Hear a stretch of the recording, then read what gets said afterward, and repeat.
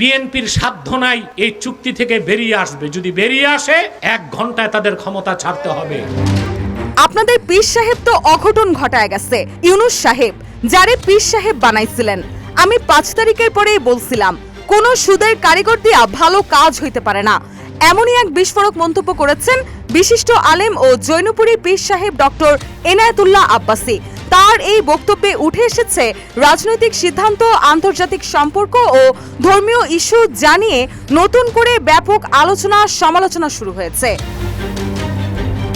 Doctor Enayetullah Abbasi তার বক্তব্যে বলেন, আমি 5 তারিখের পরেই বলছিলাম কোনো সুদের কারিগর দিয়া ভালো কাজ হইতে পারে না। আমি যখন এর বিরোধিতা করছি, একটা রাজনৈতিক দলের বটবাহিনী আমার বিরোধিতা করত।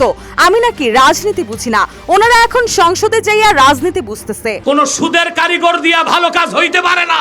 আমি যখন বিরোধিতা করছি, একটা রাজনৈতিক দলের বটবাহিনী আমার বিরোধিতা করত। আমি নাকি রাজনীতি বুঝি না।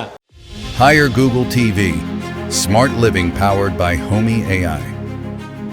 তিনি আরো বলেন, ডক্টর ইউনুস আর আলী রিয়াজ কি সনদ বানায় দিছে, তারা সংসদে যেয়ে ফেসে গেছে। কেমন ফাঁসছে মাইনকা চিপায়। এখন না সংবিধান ছাড়তে পারে, না সনদ মানতে পারে, না সনদ ছাড়তে পারে, না সংবিধান মানতে পারে। এ ছিল সুদখোরের বাংলাদেশের মানুষের প্রতি একটি অভিশাপ। সে আমেরিকার সাথে 5টা জঘন্য চুক্তি করে গেছে।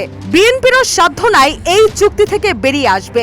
যদি বেরিয়ে আসে 1 ঘন্টায় তাদের ক্ষমতা ছাড়তে হবে।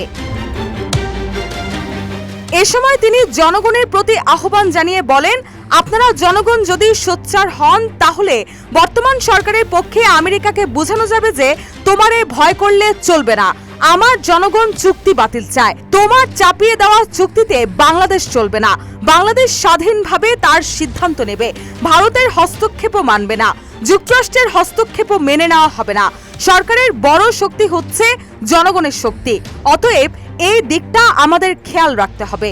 আপনাদের পীর সাহেব তো অঘটন ঘটায় গেছে, আমেরিকার সাথে 5টা চুক্তি করে গেছে। আপনারা জনগণ যদি সোচ্চার হন, তাহলে বর্তমান সরকারের পক্ষে আমেরিকাকে বোঝানো যাবে যে তোমারে ভয় করলে চলবে না। আমার জনগণ চুক্তি বাতিল চায়। তোমার চাপিয়ে দেওয়া চুক্তিতে বাংলাদেশ চলবে না।